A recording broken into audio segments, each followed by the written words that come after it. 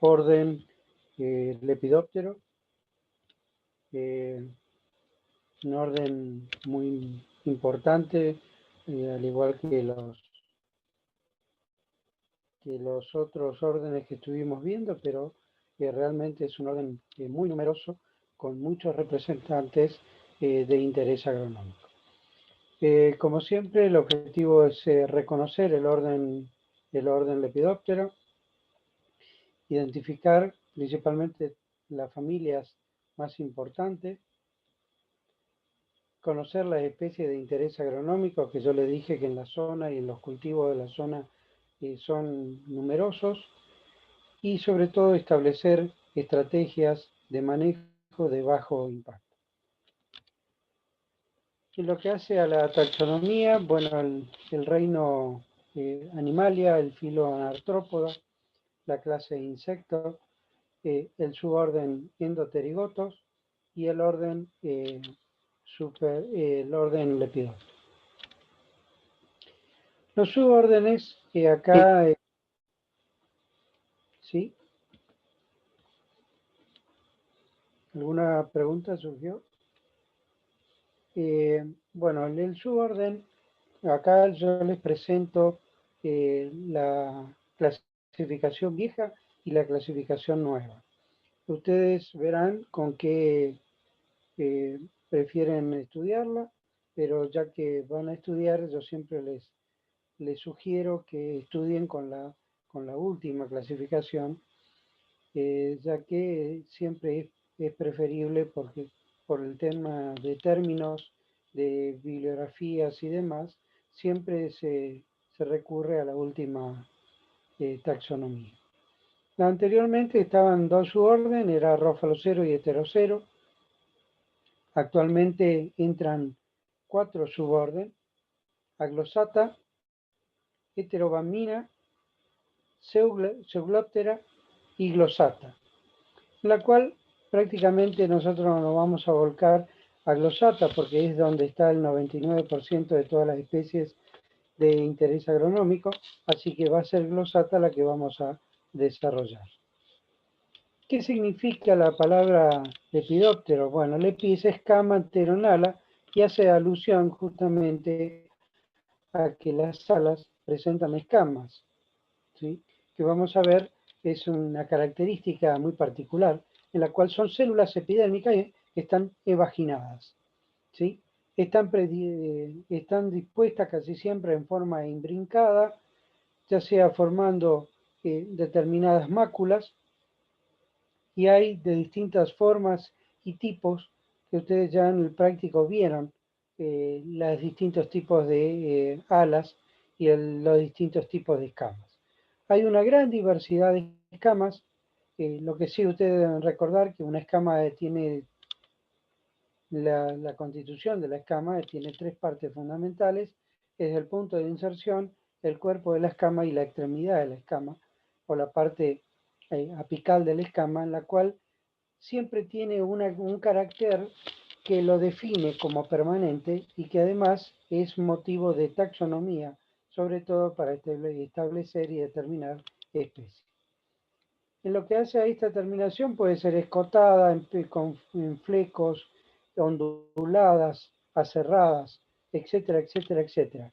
Todas esas formas son caracteres permanentes, fijos y propios de cada una de las especies. Es decir, que el taxónomo no solamente analiza las partes constitutivas, partes importantes, esenciales, sino también partes que son microscópicas, diminutas, pero que tienen un dato, una información taxonómica de muchísimo valor.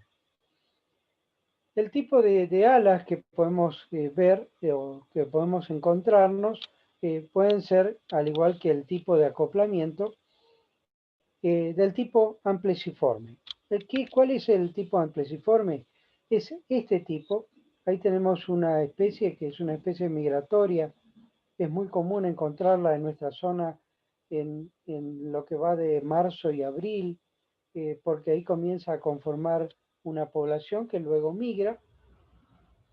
Se alimenta de especies forrajeras, gramíneas principalmente, y que, bueno, lo que hace al tipo de ala ampliciforme es porque el ala anterior y el ala posterior se unen por los bordes anales del ala anterior y los bordes apicales del ala posterior.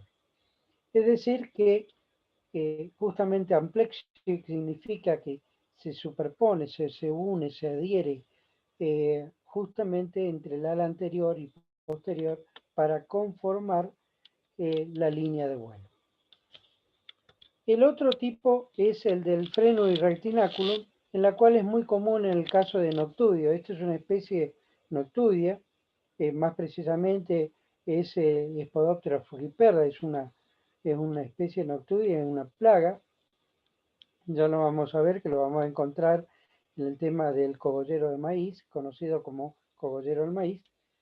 Es muy característica esta posición de los noctudios, porque da manera de un techo de dos aguas, y bueno, es la posición que adoptan esta familia de noctudios, y la unión se hace a través del frenum y el retináculo para conformar la línea de vuelo.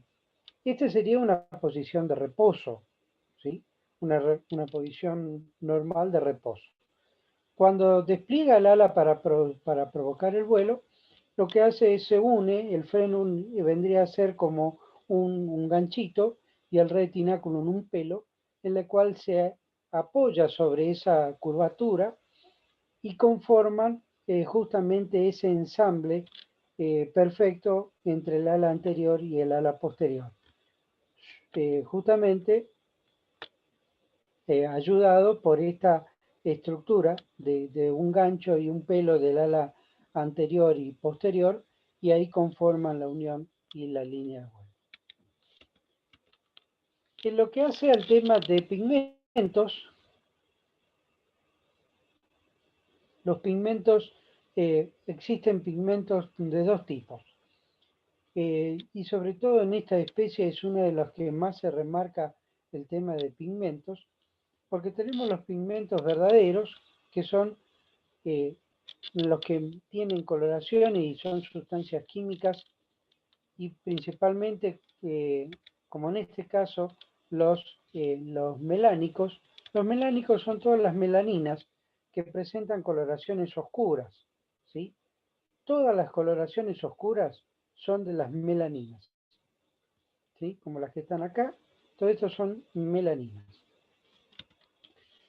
Los carotenoides son coloraciones que van desde el naranja al amarillo, es decir, todas estas coloraciones que tienen muy vistosas los lepidópteros se deben justamente a los carotenoides. En cambio, los antófilos son más bien, estos serían rojos, anaranjados, y estos serían más bien los antófilos, son los amarillos.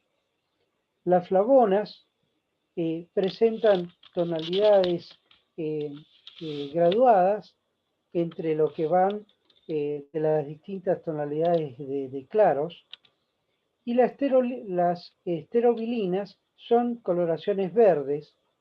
Las antosantinas presentan entre un naranja y una gama que tiran inclusive hasta los colores turquesa.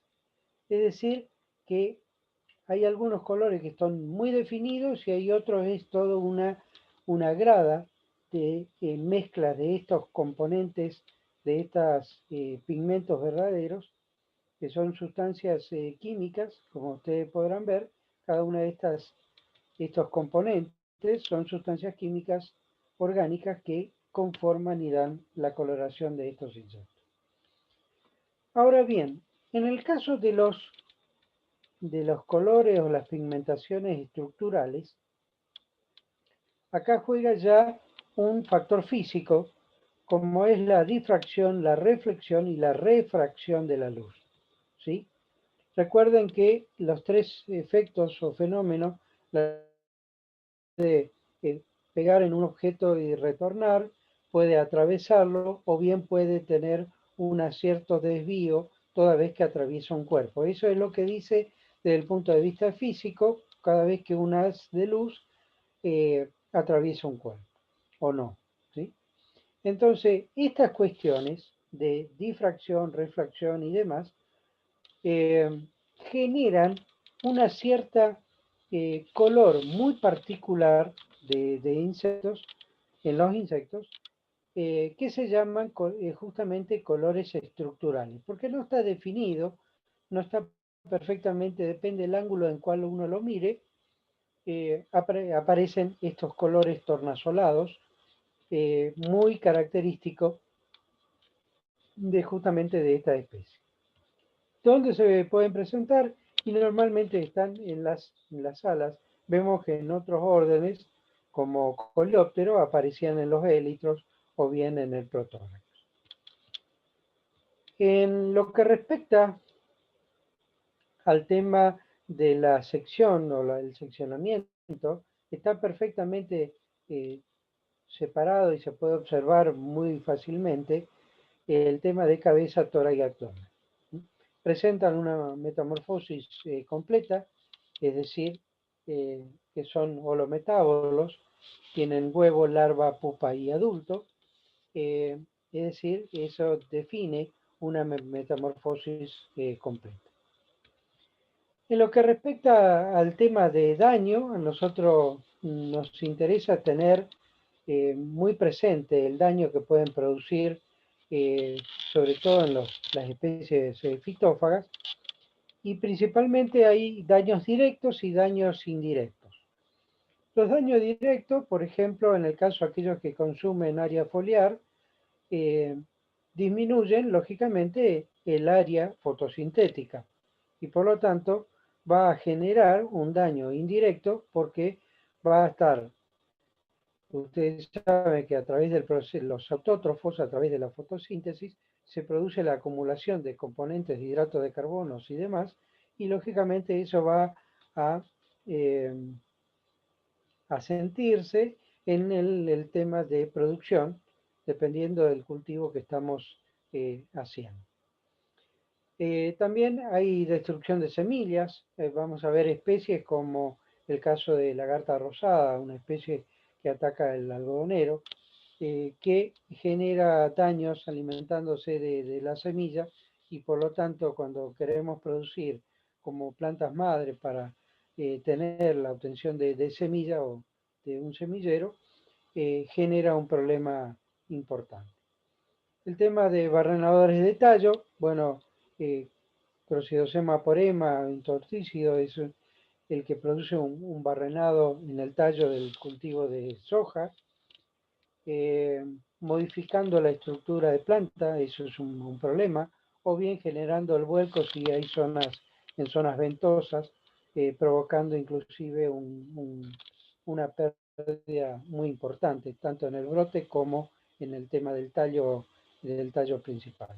Normalmente lo hacen en los brotes terminales y vamos a ver que también hay daños a nivel de ramillete floral.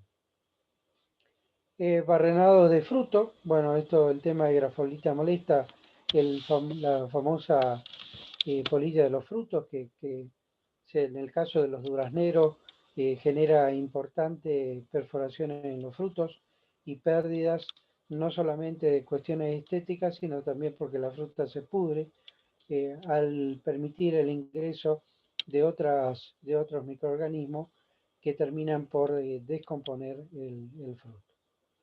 El barrenado de hoja, bueno, un gracílide, Philognitis citrella, es un barrenador de hoja de los cítricos. Eh, bueno, eso es el típico barrenado de hoja, donde ésta se distribuye en el tejido empalizada, alimentándose totalmente de la parte interna, dejando solamente la epidermis, por el cual se ve perfectamente en forma externa el barrenado que va produciendo en las hojas de los citros. Lógicamente que estas hojas con barrenado sufren un proceso de acartuchamiento posteriormente y luego la caída o el proceso abscisivo justamente por la falta de componentes fotosintéticos. Y hay otras especies muy cosmopolitas, están distribuidas en todo el mundo y que realmente es muy polífaga y se alimenta del más variado menú, como son el caso de los tínides, son el caso conocido comúnmente como polillas, Trichophagata pepstela, que consume desde lana, fruta, secas, pelos, no deja nada, digamos, todo le cae bien. Y bueno, son por eso justamente especies muy polífagas y que en su régimen alimenticio eh, todo, todo pueden llegar a consumir. ¿Alguna pregunta hasta acá?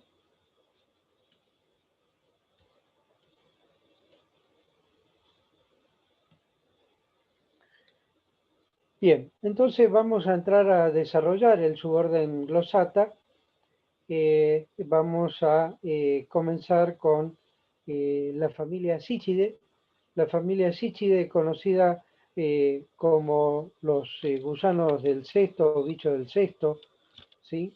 Seguramente cuando ustedes ven la imagen se van a estar recordando que en algún momento lo habrán visto a este famoso bicho del cesto.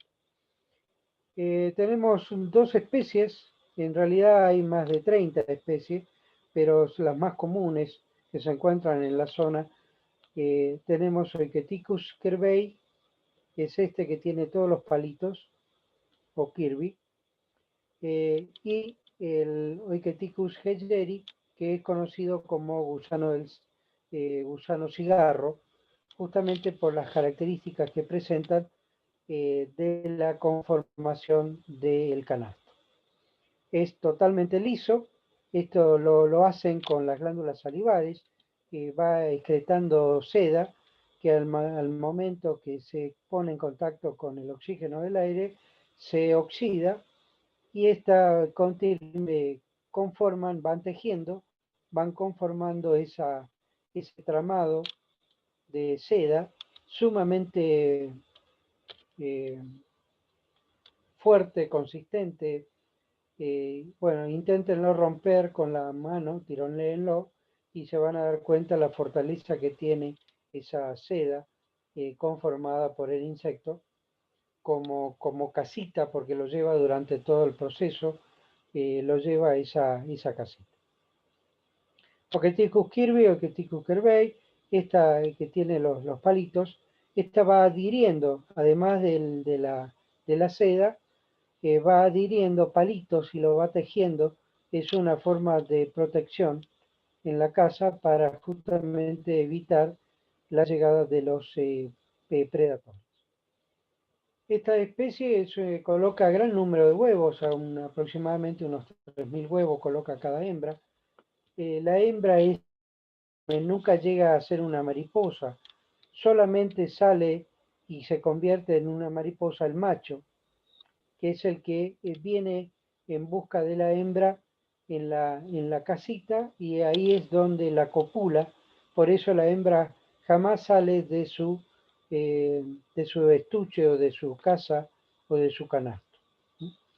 Se da lo único cuando va llegando a su adultez, que es una forma larvaria, pero que ya está desarrollado todos sus órganos genitales, tiene la madurez sexual, se da vuelta y ahí es donde el macho, que es esta especie que tienen ustedes en foto, es el macho que copula a la hembra y ella se convierte prácticamente en un saco de huevo. ¿Sí? Y ahí toda esta casita está llena de huevos, que aproximadamente son unos 3.000 huevos. Cuando comienza la eclosión de estos huevos, van emergiendo de ese canasto y se produce, tiene una forma muy particular de difundirse, que es a través del viento, por eso se lo dice difusión eólica, porque que ella excreta a través de sus glándulas salivales un hilo de seda, hace como si fuera un péndulo, y cuando viene el viento se desprende y se deja difundir a través del fenómeno físico que es el viento. ¿Está? Recuerden que esto está colgado en un árbol, en una rama. Utilizan también el fenómeno de altura para poder desplazarse y ir hacia otra planta para poder alimentarse. Profe, Sí, en ese caso sería un ejemplo de paidogénesis. sí. La larva es prácticamente la hembra es una larviforme, y es un caso de paidogénesis porque madura en un estado larval. Perfecto. Entonces, lo que hace la larva es, son muy voraces en sus primer insta larvario, y se comen entre ellos. Entonces, inmediatamente tiene que darse a la fuga si quieren sobrevivir, porque probablemente alguno de sus hermanos, si se queda quieto, lo comen. ¿Sí? Su primer alimento es el tenue corión que tienen dentro de ese canasto, y posteriormente puede ser la larva de alguno de sus congéneres que estaban dentro del mismo canasto. Entonces, inmediatamente parten provocando esa difusión en busca de alimento. Hasta que nuevamente completan el ciclo, van formando su canasto, etcétera, etcétera. Llegan a sus momentos de adultez, y solamente los machos van a emerger del canasto, las hembras solamente van a quedar reducidas en ese canasto. ¿Sí? ¿Alguna duda? Existen otras especies como por ejemplo Icheticus pratensis, que es muy común encontrarla más hacia el sur, pero nosotros también la tenemos, inclusive llega hasta Misiones, en una especie muy común es el Jacarandá mimosifolia. Esa flor es celeste, lila prácticamente, de celeste, sí, es un lila. Eh, bueno, ese jacarandá es muy visitado por estas especies, en las cuales se notan los pequeños pedúnculos, o eh, es una hoja del tipo compuesta, donde esos pequeños pedúnculos están adheridos justamente en el canasto, ¿sí? Con la seda, y se ven los restos justamente de esas fascículas adheridas en el canasto. Esa es una forma de diferenciarla cuando no tenemos los adultos. Muchas veces nos valemos del canasto, qué tipo de elementos tiene adherido al canasto, para establecer, por ejemplo, también suele, cuando está alimentándose de eucaliptus, tiene pedazos o restos de hojas de eucaliptus adheridos al cesto. Eso es común de Eucheticus, Eucheticus carvei. Es muy común realizar esa tarea, digamos, en su canal. En el caso de los geléquidos, vamos a hablar del tema de la familia Gelecidae, Pectinophora gossypiela. Disculpe, ingeniero, ¿Sí? una pregunta de Oiketicus. ¿Puede ¿Sí? ser que se dispersen a través del viento por hilos de seda y así se trasladen de árboles a árboles? Sí, creo que te perdiste esa parte porque yo ya lo expliqué. Ah, bien, sí, justo se me había cortado un ratito el internet. Y Sí, después justamente, la sí. medida de control que adoptamos. Sí, bueno, yo voy a hablar de estrategia, no voy a hablar de control, porque en realidad el control ustedes lo van a ver en terapéutica. Una de las estrategias eh, factibles de realizarlo es previo al momento de difusión. Es conveniente casi siempre cuando hablamos de especies arbóreas, ya sea frutales, estas entran en un periodo de diapausa entre lo que es el otoño y el invierno, y coincide justamente en los momentos, en el caso de frutales, generar lo que se llama poda de limpieza. Una buena estrategia es realizarlo antes del momento del invierno, o sea, realizarlo entre fines de otoño y principio de invierno, esa tarea, de manera tal de eliminar gran cantidad del cesto. Imagínense que en cada cesto que estamos eliminando 3.000 especies, 3.000 individuos de la misma especie. Entonces, realizar la limpieza en el momento oportuno implica justamente una medida, una táctica de manejo como para evitar un proceso infectivo con esta especie que es objetivo. ¿Está la respuesta?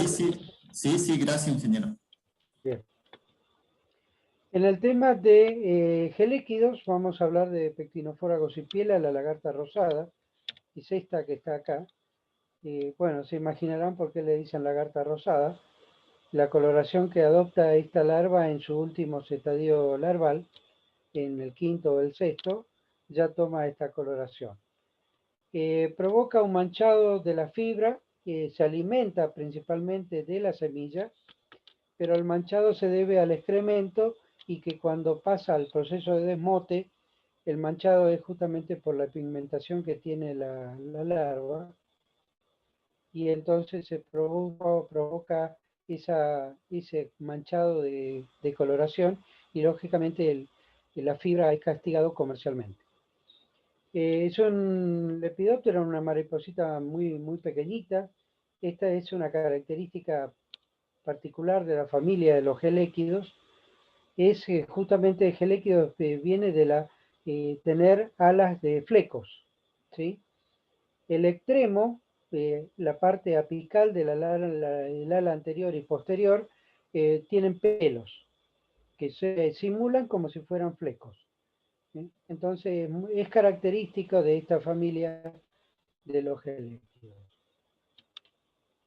El daño se presenta particularmente en el caso de Pectinophora en floración y en fructificación.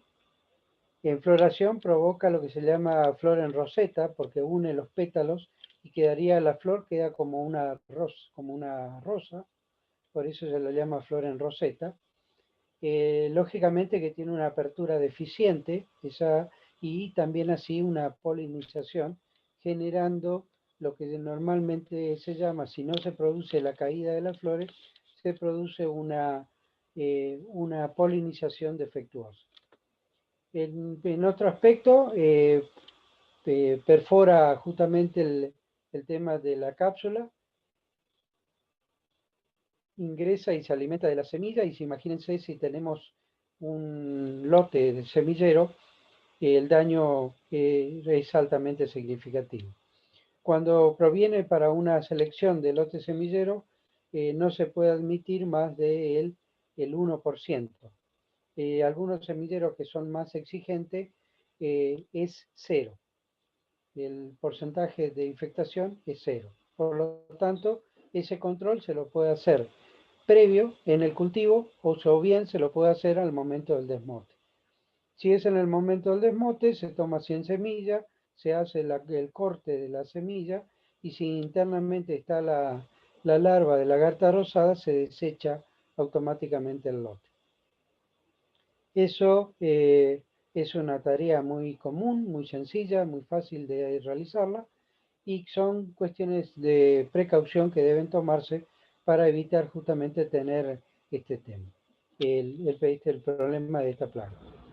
¿Qué se utiliza en nuestra zona? Y bueno, se utilizan las feromonas. Existen feromonas específicas para Pectinophora gossypiela, en las cuales se colocan las trampas en el momento de floración, para detectar, para monitorear si está presente, y cuando se incrementa el número de trampas, pasa de monitoreo, pasa a trampeo, porque pasa de un mecanismo de simplemente de observación a un mecanismo de control, ¿sí? Es altamente efectivo con la feromona porque es muy específico y por lo tanto la captura en esas trampas, pequeños vasitos que van a ver en el campo, son trampas justamente de lagarta rosada para la captura de los adultos de la polilla. Tanto, es decir, la feromona va a captar justamente el tema del desplazamiento de los machos y por lo tanto no va a haber cópula y por lo tanto tampoco va a haber daño, ¿sí? No hay proliferación de la especie. Citrotroga ceralela, la polilla de los cereales, bueno, esta ataca a todos los cereales, no lo perdona a ninguna de los cereales, puede estar en bolsa, puede estar a granel, puede estar en silos, en cualquiera de los lugares que pueden estar infectando. Y bueno, acá nuevamente recuerden lo que les decía, la característica de la familia de los geléquidos. Citrotroga no es la excepción a la familia, por lo tanto presentan sus alas con flecos, ¿sí? Estos pelos son los característicos de esta familia geléquida.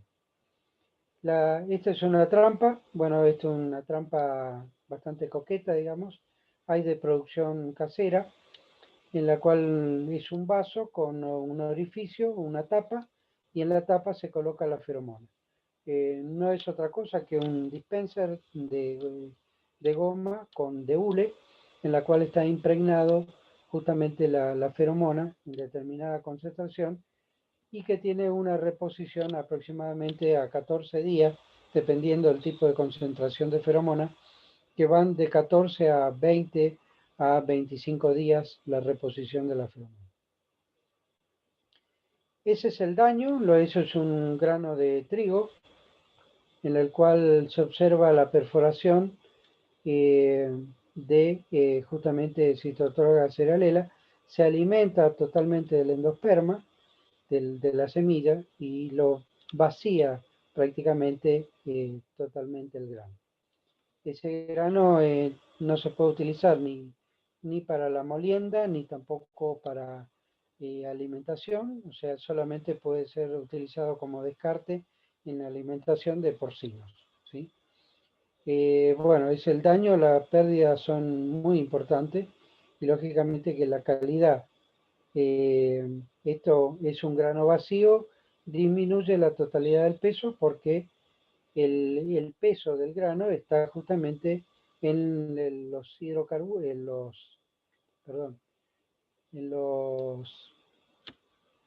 en el almidón, en todo lo que hace a los componentes internos, a todo lo que sería el endosperma, y por lo tanto queda solamente la testa del grano de trigo y se aliviana totalmente el grano.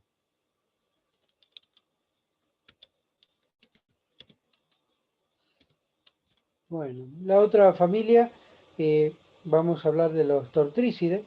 ¿Alguna pregunta de acá que haya quedado? Yo cuando no tengo preguntas, yo continúo, ¿sí? En el caso de tortrícide, vamos a hablar de Crocidosema. Crocidosema porema también lo puede encontrar como Pinotia porema, ¿sí? El nombre anterior era Pinotia porema. Cualquiera de las dos denominaciones la pueden encontrar en la bibliografía, pero ya en la gran mayoría figura Crocidosema. Esto es conocido como barrenador del brote de la soja. Es una mariposita muy, muy pequeñita, oscila entre el 1,2 centímetros, o sea, 12 milímetros aproximadamente. Y este es el huevo, acá se produce la postura, ahí está marcado justamente en el brote. Inmediatamente nace la larvita e ingresa y barrena el brote. Lógicamente que este brote se va a estrangular, se va a secar y va a morir. ¿Qué puede ocurrir? Ahí está la larva, ¿sí? La larva ingresando ya Una característica muy particular de Crocidosema, a ver si lo observan ustedes y a ver si me dicen ustedes solo cuál es la característica particular de esta larva.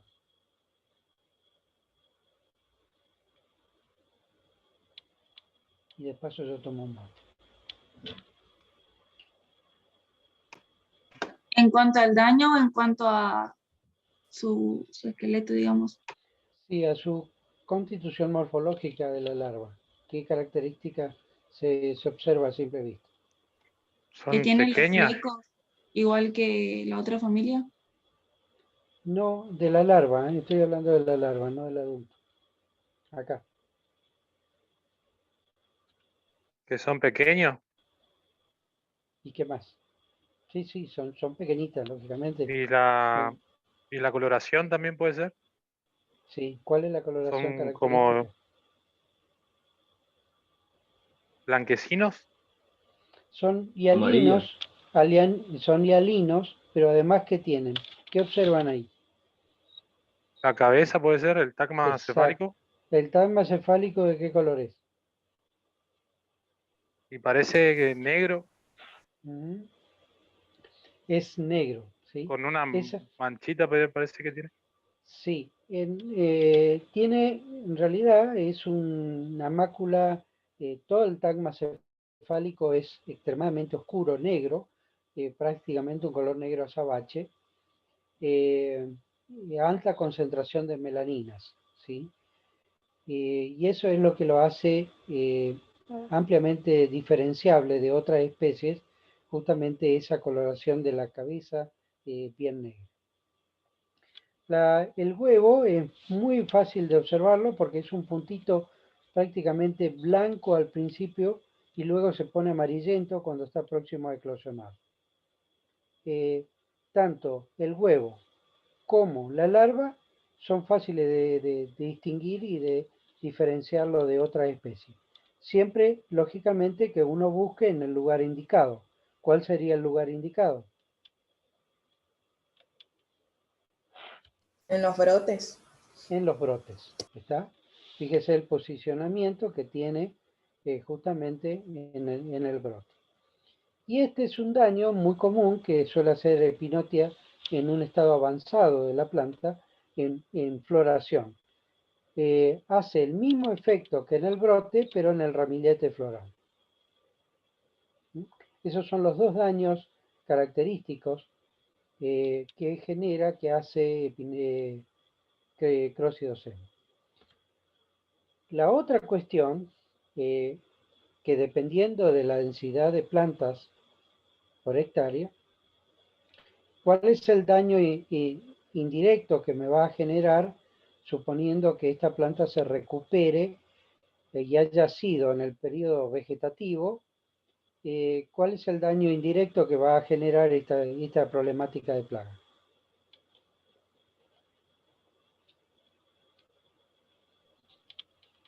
Puede facilitar el ingreso de patógenos. Sí, podría ser el tema de bacterias, muy localizado porque recuérdense que está en el extremo. Si hay zona ventosa, puede ser el ingreso de patógenos. Qué otro problema, qué otro daño indirecto genera que lo vemos después? Disminución de la floración o también podría ser disminución del área vegetativa, fotosintética sería, ya que se alimentan los brotes. No. El daño en lo que hace a floración, eh, el daño es justamente productivo, digamos, porque no va a haber vaina acá. O sea, va directamente a la producción. Ese es un daño directo. Yo estoy hablando de un daño indirecto. ¿La reducción Cuando del área atacan el... fotosintética va a ser? No, fíjate que es brote. Y si es brote, como es crecimiento indefinido, dicen más que un crecimiento indefinido. ¿Qué hacen las especies de crecimiento indefinido automáticamente cuando es atacado en un brote?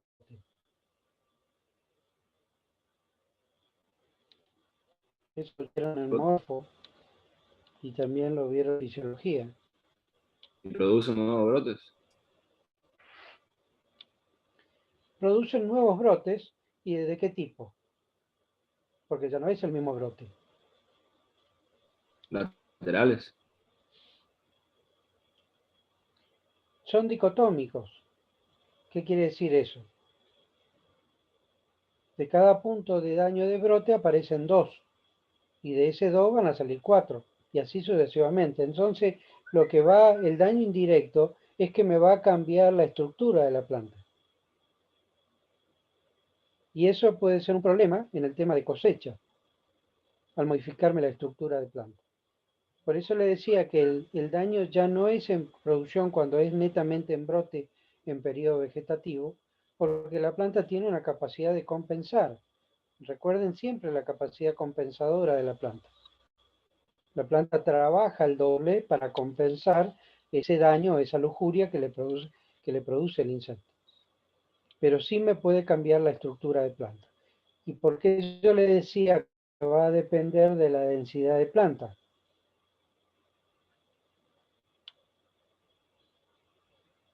Ahí está la cuestión de manejo, ¿eh?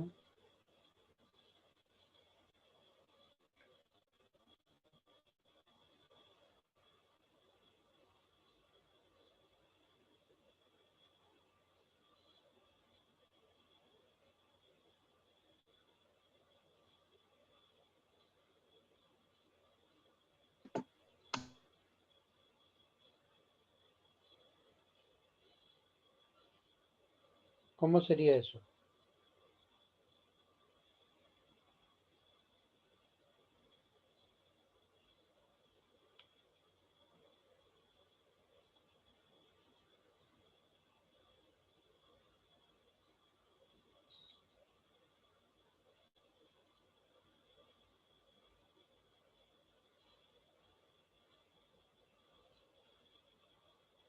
Podría haber una competencia por la luz, digamos, si está muy densificado el cultivo.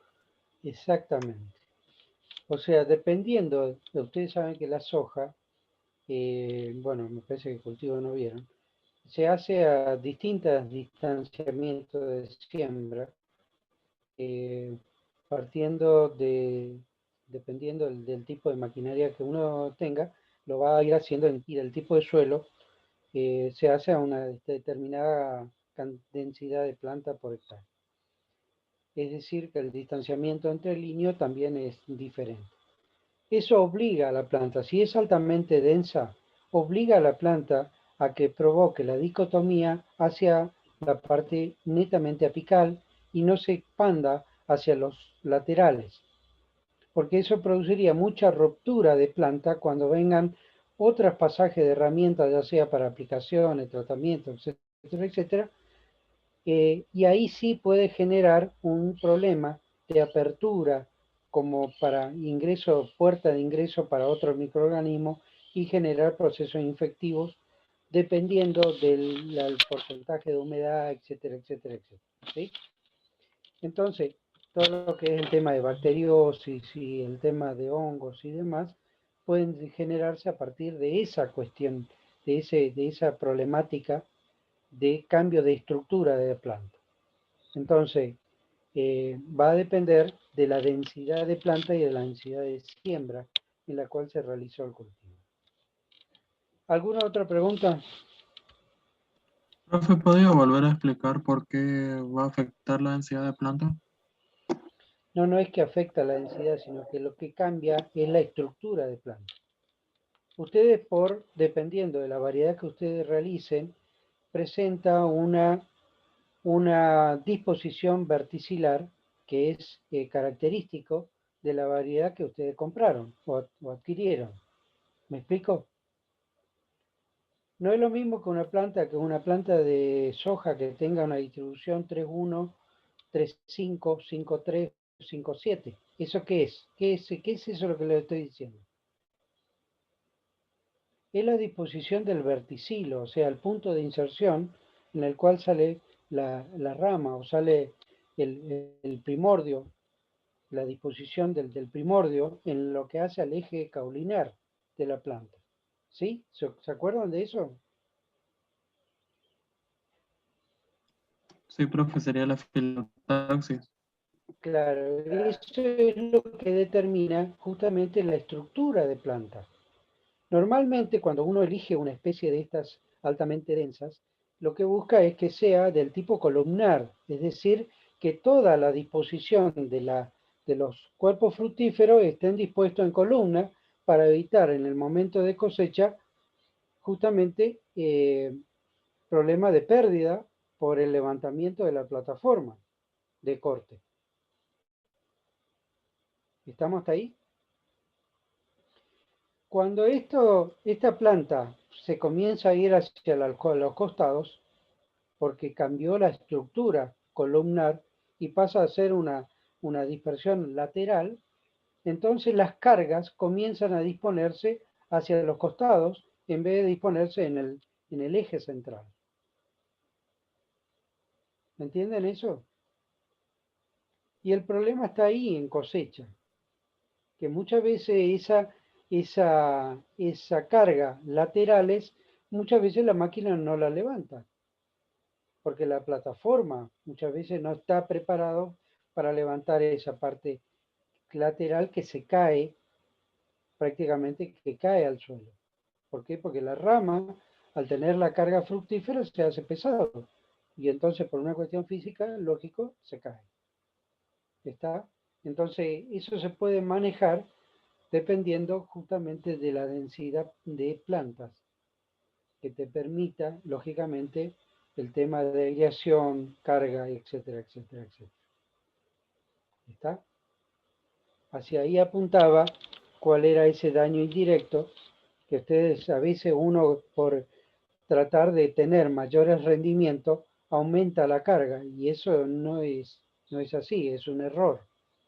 Uno porque falta proceso de aireación y otro porque puede entrar un problema de este tipo de plaga y realmente va a ser estrago, que no lo vamos a notar al principio, pero sí lo vamos a notar en el momento de cosecha. Bien, ¿alguna pregunta más?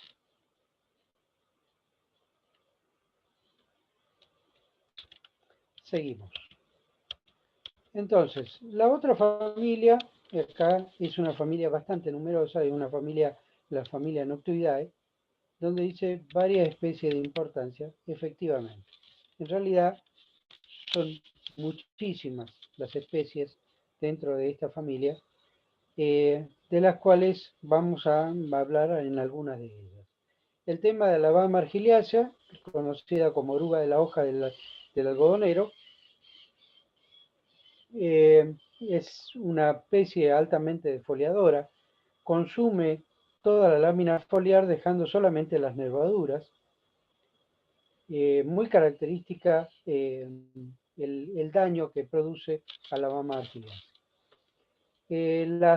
Los huevos la hembra la coloca en las hojas, en el embés, inmediatamente nace y comienza a consumir la lámina foliar.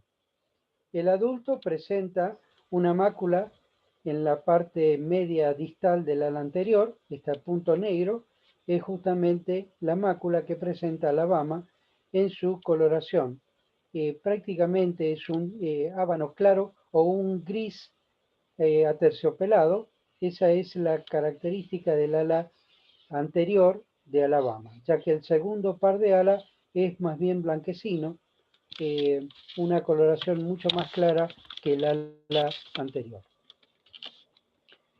Esto se da en los meses de diciembre y cuando aumenta por el tenor de humedad, aumenta la población de estas especies, sobre todo si vienen acompañados las altas humedad con altas temperaturas. El caso de Heliotis virescens y Pseudoplosia includen, vamos a ver que en el caso de Heliotis es conocido como el bolillero del maíz. Es una especie que ataca preferentemente el maíz en su estado de fructificación, es decir, la formación de los granos en las espigas, y es acompañado justamente el daño de esta especie con gran cantidad de hongos que provocan la putrefacción del resto de la mazorca. Entonces, tiene un daño directo, que es el consumo de los granos, y por otro lado, con sus excrementos es un medio de cultivo para que proliferen hongos que provocan la putrefacción del resto de la espiga. En el caso de Spodoptera frugiperda, esta es una plaga conocida como cogollera del maíz. Genera, coloca sus huevos en masa, en varias capas, y la última capa la tapiza con pelos de su abdomen y sus glándulas coletéricas, en la cual es una manera de protección para que no le lleguen los parasitoides. Es una especie muy caníbale, que también cuando nacen inmediatamente se dan a la fuga, porque si no se comen entre ellos. El tema es muy característico en el maíz producir este tipo de daño que se llama daño de ventana.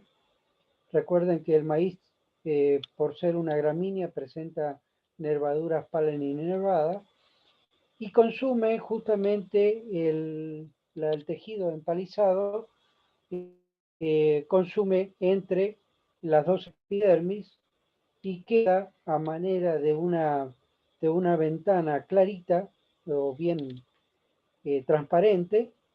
Por eso justamente el daño se llama daño de ventana, el que produce las larvas en sus primeros cintas larvarios. Continúa el número, incrementándose el número de ventanas, y luego se instala en el cogollo, justamente por eso el cogollero del maíz, alimentándose de todo lo que es el cogollo. Recuerden que la planta de maíz es diclino-monoica, presenta las flores masculinas en el extremo apical y las flores femeninas en la parte basal o la parte media, y justamente dependiendo del momento en el cual se produce la formación de la espiga masculina, muchas veces genera un daño importante por el poco desprendimiento de polen que puede haber en las plantas, si son muchas las plantas atacadas. ¿Por qué? Porque la planta de maíz genera mucho más polen de lo que necesita. Entonces, a veces la capacidad compensadora no implica ningún manejo de tratamiento, va a depender justamente del momento del daño en el cual se produce justamente la presencia de estas orugas. En el caso de hacerlo, el daño en la espiga, esta compite con Heliotis.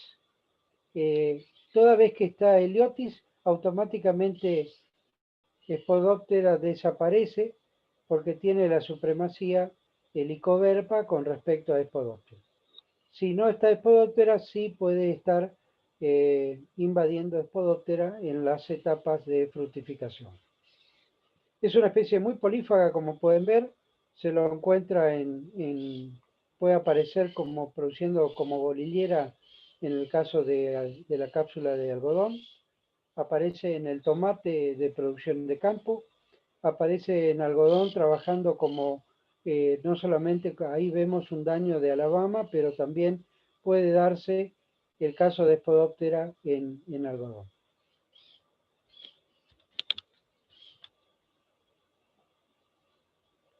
¿Alguna pregunta? Sí, Inge. Dale. Con respecto a los huevos, ¿dónde los pone, digamos, el adulto? ¿Vos me estás ¿Sobre hablando de alguna? Spodoptera?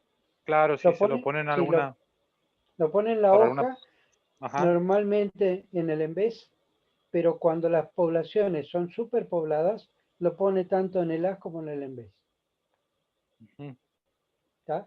Perfecto. Como se trata de una especie muy polífaga, probablemente puedas encontrarla inclusive cuando le apura el momento de postura, inclusive en ropa extendida en un tendedero, puede llegar a colocar. O sea, ella lo que hace es sacarse de encima los huevos cuando están maduros y la colocación lo hacen entre 50 y 80 huevos puestos en camadas y la última la tapa con esos pelos. Sí, ¿y cuánto, o sea, cuánto tardaría de vuelta Inge, en desarrollarse, de vuelta un adulto y completar? El Porque, por ciclo, ejemplo, ahí en el maíz se ve que está destruidísimo, ¿eh?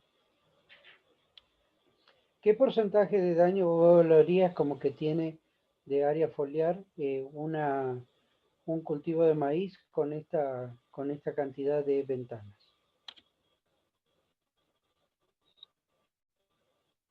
Mm, La verdad, un 30 podría ser, o más. No, En toda no la llega ni planta, siquiera en a toda la... un 20, ni siquiera llega a un 20. Lo que pasa es que es un daño muy conspicuo. Recuerden que hablamos de daños que impactan y daños que no tienen tanto impacto. Bueno, una planta de esta, como la que te estoy mostrando, ronda escasamente puede llegar a un 20% de daño de área foliar, donde la planta tiene una capacidad de compensar siempre y cuando el daño desaparezca, perdón. ¿Por qué? Porque solamente la oruga, y esto nadie me preguntó, consume hasta el B9. Y esta planta muy probablemente ya esté prácticamente en B10 o B11, y por lo tanto, a partir de B9 ya no le afecta más a la planta provocándole defoliación y provocándole daño de ventana. ¿Por qué? Porque la planta acumula sílice. Y cuando acumula sílice, automáticamente ya no le es apetecible consumir Spodoptera fluvial. Por eso lo que consume solamente hasta el B9, B8 como tope B9, no más de ahí. Claro, cuando está más tierna sería más afectada, por así decirlo. Ah, De La verdad que, B1 a B, cuando es el momento de emergencia, claro, Spodoptera puede actuar como cortador. Cuando ésta se sigue creciendo y llega a B1, B2, puede consumir inclusive la emisión del epicótilo. ¿Está? Puede llegar a matar también la planta. A partir de B2, B3, B4 hace daño a ventana. Entonces, si claro, uno le Inge, pide, ahí lo que es, normalmente uno le dice, bueno, hacemos una secuencia de daño de Spodoptera frugiperda desde el momento de emergencia hasta B8. Y ahí ustedes empiezan a pensar y a darse vuelta y a dar miles de explicaciones que a veces uno no le solicita. Solamente lo que le está pidiendo es cuál es el daño dependiendo de la fisiología de la planta, nada más. ujú. ¿Estamos? Claro, no, pero lo que preguntaba también por ahí era si en ese caso, digamos, el periodo que tardan en pasar de huevo a adulto y después si se vuelve a generar nuevo huevo y nuevo adulto, el daño también sería mayor ahí o no. 35 días es el ciclo de Spodoptera para nuestra zona. Puede llegar a tener entre 4 o 5 generaciones anuales. Salvo Brasil, que pueden llegar a tener 12 generaciones. Oh, Lo que pasa que a veces, cuando se hace una rotación, se hace una rotación con gramíneas. Termino de hacer maíz y hago sorgo. Termino el sorgo y vuelvo a hacer maíz. Y así sucesivamente. Y entonces, ¿qué pasa con eso? claro, y ahí prosigue, digamos, las No, generaciones, digamos. no No, corto las claro, generaciones. Es fundamental, es importante en la rotación de cultivo tener la sucesión de plantas, de plagas. Uno tiene que y tener buscar, muy presente ¿Qué plagas tuvimos? Claro, y ahí Inge, tendríamos que Ujú. saber también justamente qué hospedante usa, digamos, o sea, al ser polifa, debe ser que hay algún hospedante que no, digo, como para cortar justamente el ciclo, ¿no? Sí, lo que pasa es que Spodoptera se alimenta de 86 familias. Claro, ¿Cómo haces? ¿Cómo haces para seleccionar que no se alimente Spodoptera? Simplemente que tiene un ranking de prioridad. Así como vos tendrás un ranking para alimentarte de algo que te gusta mucho y otro que te gusta menos, ella también tiene un ranking. ¿Y cuál es el ranking principal? Las gramíneas. Entonces, lo que tendrías que hacer es tratar de no incorporar una gramínea dentro de la rotación después de otra gramínea. ¿Me explico? perfecto, Inge. Y ahí Otra estarías, pregunta ahí. sí. No, pero disculpe, me iba a terminar. Yo- No, simplemente que con esa estrategia vos estás prácticamente eliminando el 50% de sí, probabilidad de que la plaga te afecte justamente al cultivo sucesor. Sin claro. embargo, nadie tiene en cuenta eso. Bien, ahora sí, haceme tu pregunta. Claro, y después usted habló sobre que si se encuentra helicoverpa y Spodoptera no va a existir, digamos, o no va a Sí, estar algo de eso. Eso no entiendo, o sea, si en, Heliotis, ajá, Heliotis es un competidor en el momento de la fructificación. ah, Pero ¿qué pasa? O sea, cuando está formándose la mazorca, está sí, conformándose los granos. Ese es el momento de maduración, para el caso de maíz que estamos hablando, ¿sí? Hay un competidor que es mucho más poderoso, porque es un marcador, tiene marcadores biológicos, en el cual cuando llega Heliotis, Heliotis virescens, Heliotis sea y etcétera, etcétera, cualquiera de las Heliotis, ponen marcadores biológicos. ¿Qué son eso? Son glándulas coletéricas que están identificando para que otra hembra de Heliotis no venga a colocar huevos en ese lugar porque ya está ocupado por un huevo de ella. Ahí eso es un marcador biológico. Resulta que cuando viene Spodoptera aparece la supremacía de Heliotis y entonces directamente Spodoptera ni siquiera se arrima a colocar un huevo. ¿Me explico? Eso se llama claro, competencia interespecífica. Cuando una especie desplaza a otra porque llegó antes y puso un marcador como un cartelito diciendo no vengas acá porque estoy yo. claro, y ahora también entiendo porque tampoco es que justamente en ese estado ya, digamos, ya no lo ataca, el estado larvario ya no ataca, digamos, como usted dijo, hasta B8 nomás. O sea, no. Yo Claro, pero pensaba puede que venir. como que había, que estaban las orugas, las dos orugas compitiendo justamente No, no, no, por la no. mazorca, digamos. Pero No, ya no pone huevo directamente, directamente. claro, pero pasa que vos podés tener una generación superpuesta que venga de otra zona, de otro lado. Y puede venir el adulto y colocarte los huevos en la mazorca, no necesariamente de la misma población que vos tenés. Sin Perfecto. embargo, Spodoptera no se arrima a colocar huevos. ¿Me explico? Y Sí, eso que, podría sumarle a esa estrategia la colocación de trampas de luz, porque los noctudios eh, responden muy bien a las trampas de luz, pues justamente toda la familia de noctuidades responde a la atracción física de la luz. Entonces vos podés poner trampa de luz para saber si estás teniendo un dosaje de Spodoptera o un dosaje de Heliotis. me surgió una duda a partir de lo que usted me dijo, Inge, Si con es una respecto sola a esos duda, coletres. si tenés una sola duda, Sí, estamos re bien. no,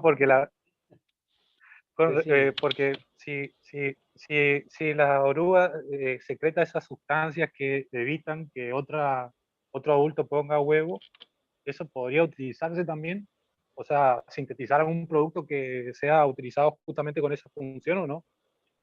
Vos sos un adelantado. La, No, porque me quedé justa, pensando porque la, no, es que es así. Lo que pasa que la investigación no para La investigación es una cosa, una rotativa, que está justamente, una de las cuestiones más estudiadas en el mundo es determinar aquellos componentes que pueden procesar y bloquear procesos fisiológicos importantes. Y este es uno de ellos. La tecnología está buscando justamente esos componentes. Inge, ¿no? Me despertó está muy nomás bueno. ahí curiosidad, digamos. No, está muy bueno que así sea, porque justamente la idea por la cual uno desarrolla el práctico de la clase es para que estimularlo a ustedes. Yo no les doy todo, yo les doy solamente en bandeja como para que ustedes puedan justamente desarrollar el concepto crítico, porque si no estoy formando algo que va a ser más de lo mismo y la idea es que ustedes sean mejor que nosotros. Entonces la idea, para eso se genera este tipo de clases, para que ustedes lo piensen, que ustedes lo elaboren y vayan por más. Excelente, muy buena la apreciación tuya. ¿Alguna otra pregunta? Profe, ¿cuáles serían las diferencias morfológicas entre una larva de Podóptera con la otra especie? Bueno, hay una de las diferencias que ahora ya los taxónomos no están tan de acuerdo. Hay un pictograma que tranquilamente se los puede prestar o se les puede permitir. Hay una en biblioteca y hay una en la cátedra, hecha por el doctor Navarro, que fue un taxónomo excelente y fue mi director de tesis en Spodoptera. Él hizo un pictograma justamente de descripción de estados inmaduros. Normalmente yo siempre les digo a ustedes que ninguna taxonomía se hace por los estados inmaduros. Bueno, él tuvo la habilidad de poder obtener caracteres permanentes en estados inmaduros y hacer un pictograma, o sea, de las distintas especies de noctudio del país. Y hay una diferencia que entre el quinto y el sexto estadio larvario, Spodoptera tiene una I invertida en la cabeza.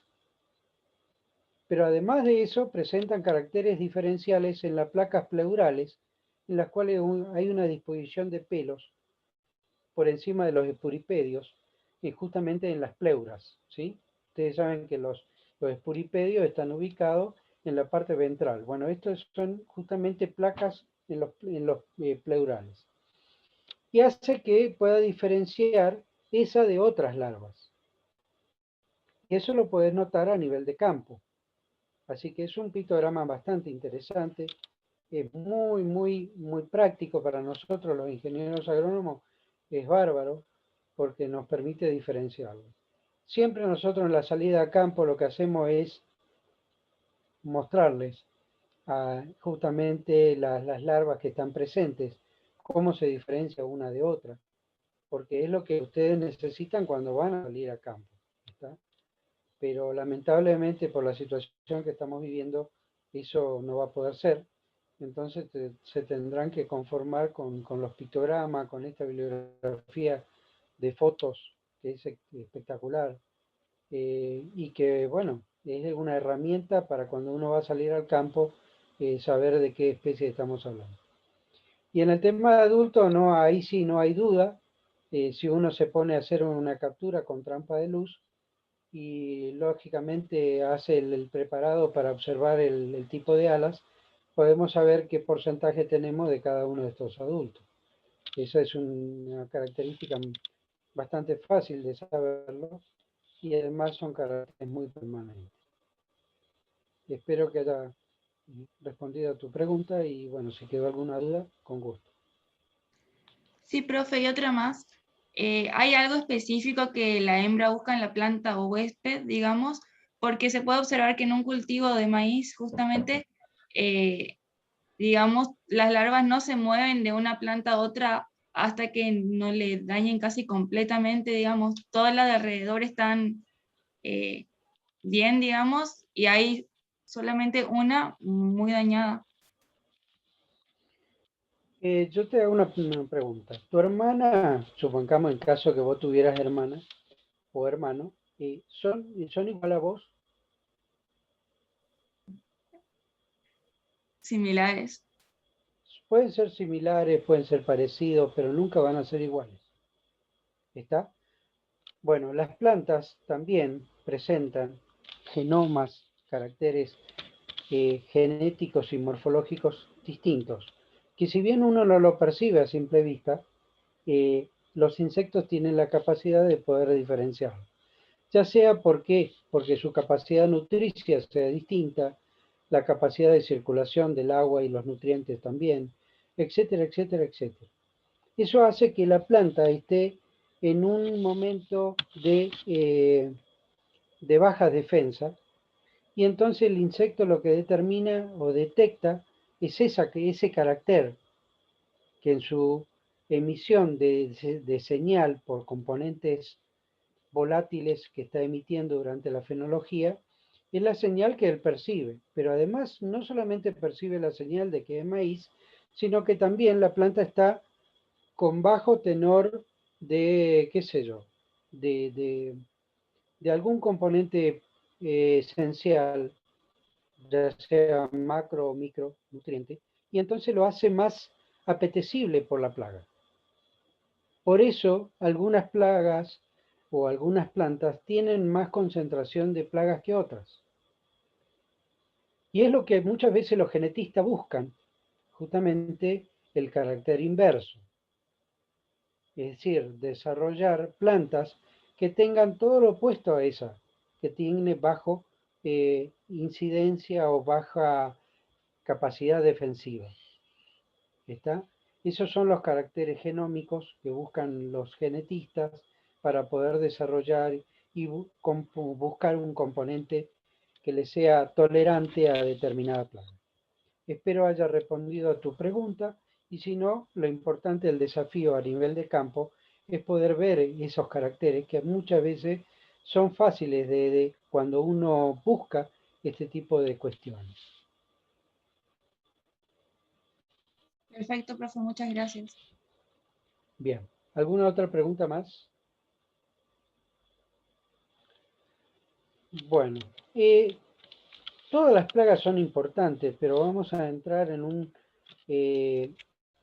tema que es importante, yo quiero desarrollarlo con todas las letras, porque realmente son plagas que se van a encontrar en algún momento, independientemente de los cultivos, si trabajan en leguminosas, con seguridad los van a encontrar. Así que bueno, yo dejaría ahí, antes de entrar en otras especies. Si hay algunas preguntas que hayan de los temas que se desarrollaron, con gusto lo veríamos, y si no, seguiríamos en el jueves con el resto de las plagas de este orden.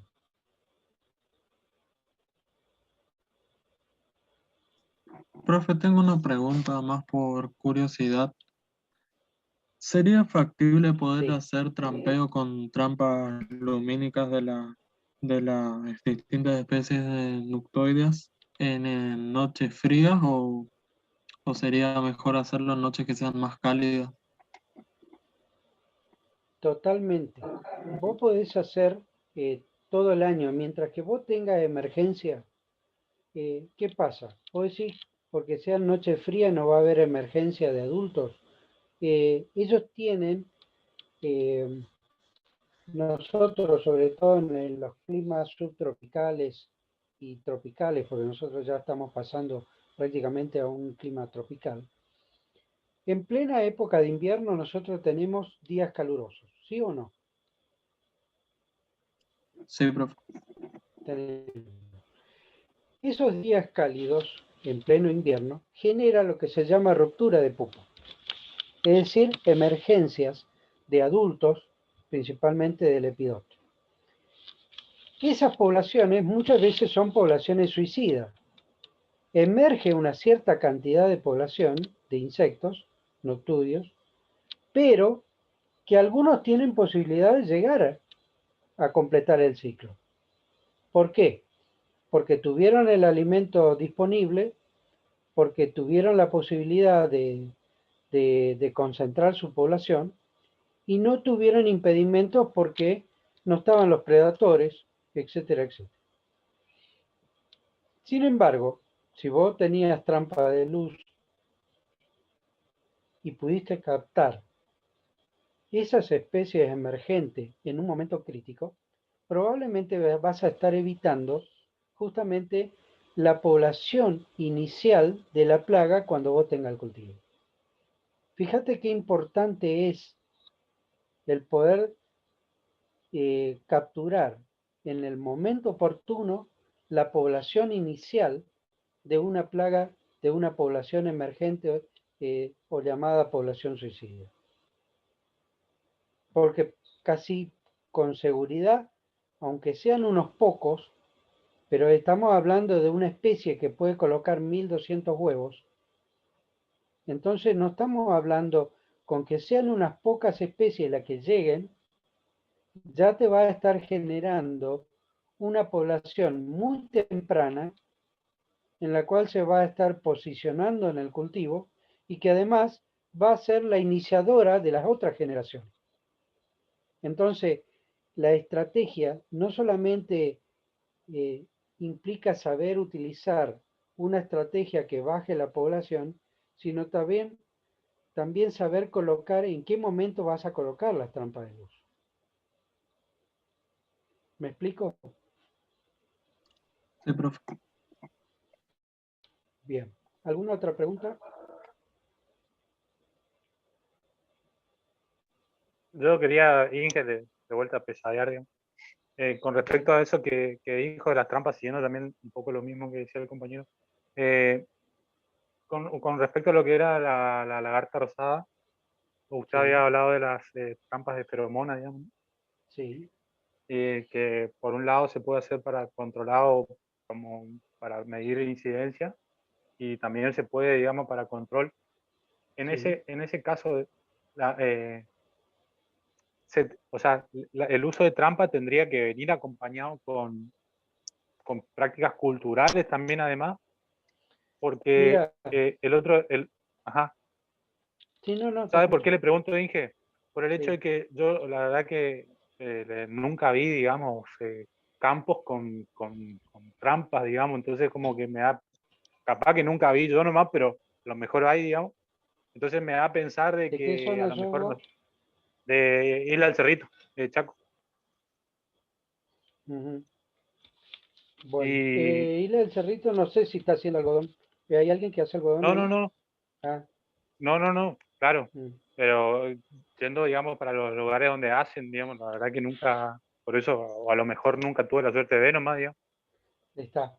Mirá, sí, es muy común. Es más, nosotros tenemos algunos proveedores argentinos muy interesantes de esta feromona y que tiene prácticamente un semillero de algodón. No podría ser algodón si no utiliza trampas de lagarta rosada. Así nomás de una te digo, no se admitiría hacer porque es como que estás trabajando a ciegas sin saber si tenés o no. Primero porque es una polilla, segundo porque es muy difícil de detectarla con muestreos. Tenés que tener personal muy especializado para esto y la única forma es a través de trampas para detección temprana. Segundo, cuando vos te detectaste que tenés una sola lagarta rosada, automáticamente colocas más trampa y te evitas tener un problema mayor porque la eficiencia de la captura es del 100%. Entonces, ¿qué pasa? Lo que pasa es que hay dos cuestiones. Hay una presión comercial de venderte productos para vos controlar la lagarta rosada, por un lado.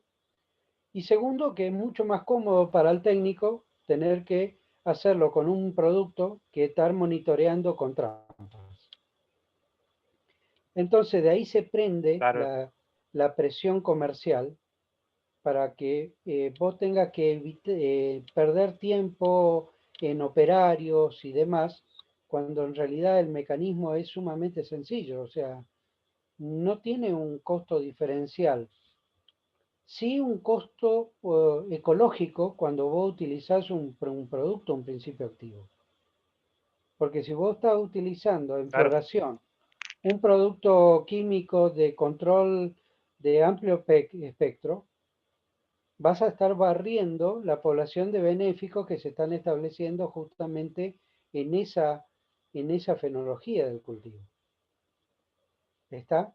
Entonces, lo que yo te propongo es que trates de implementar mecanismos que sean de bajo impacto. claro, Inge, un poco va por ahí también por el hecho de que el otro día en la clase de Díptero, con el ingeniero Orbe, hablando, él decía que solamente las trampas, por ejemplo, y ahí también un poco la pregunta si es que para todas las especies sirve o no, digamos, porque él decía que para el caso Sí, de sí, Díptero, más que nada se usaban las trampas como para servicio de alarma, digamos, eh, claro, pero por la misma cuestión también le preguntaba, porque a lo mejor nunca vi quintas que usen trampas, digamos, nunca, no vi eso, digamos, por eso nomás. Y claro. ahí un poco si, qué tan eficaz es, entiendo lo que usted dice y también lo creo así, digamos. Más que nada también por el hecho de que, por todo lo que venimos hablando, de que los insectos van a generar algún tipo de resistencia, en algún momento también es como que estamos en la nada nomás. Exacto. Mira, ninguna táctica sola de por sí es capaz de generar un 100% de control. Sin embargo, para algunos casos, como es el caso este, específicamente el de la lagarta rosada, yo te diría que sí es factible, sí es posible de hacer, tener una efectividad muy alta. En el caso de las otras especies, siempre es conveniente que utilices alguna estrategia más como para poder reforzar y generar un paquete de estrategia para que el efecto sea bien contundente. ¿Para qué? Para que no tengas que pesar solamente sobre una táctica como estrategia de control. ¿Está? Cuando vos agregás otras estrategias de bajo impacto, le estás dando un refuerzo, le estás dando un oxígeno, una posibilidad a la estrategia principal. Entonces, yo siempre lo que les digo es que tengan más de una estrategia. No se queden con una sola. Por más que ésta sea eficiente, como lo es en el caso de la lagarta rosada, traten de hacer un pasito más, un poco más, y de buscar una estrategia que sea válida. Ya sea, hay muchas. Fíjense en el caso de lo que es en el sur, en el bolsón del Río Negro, con el tema de Carpocapsa y todo lo demás. eh, las trampas funcionan, pero a la perfección. Pero además de eso, además de las trampas, utilizan controladores biológicos que están soltando con aviones para justamente controlar a la especie. Entonces, no pesa todo solamente sobre la trampa, sino que también utilizan esos otros controladores biológicos de bajo impacto y que refuerza justamente ese manejo. Y podemos gozar hoy en día una manzana como la que viene de Río Negro, que es excelente y es una calidad indiscutible y que marca justamente calidad en el mundo. Las manzanas argentinas son un requerimiento, pero justamente hay que poner justamente esas estrategias al servicio del productor. Y somos nosotros, los técnicos, los responsables de esa actitud.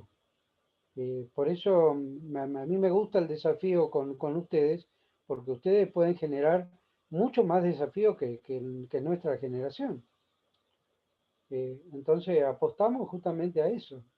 Así que me parece Claro. bárbaro. A mí me agrada cuando ustedes desarrollan esa actitud crítica de qué otra cosa más se puede hacer.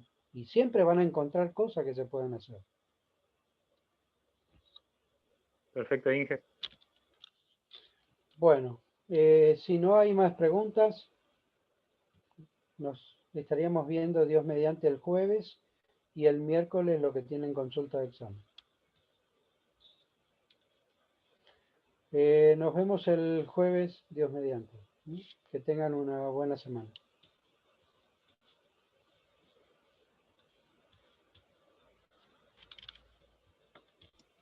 Hasta luego, profe. Nos vemos. Chao, chao. Hasta luego, ingeniero. Nos vemos.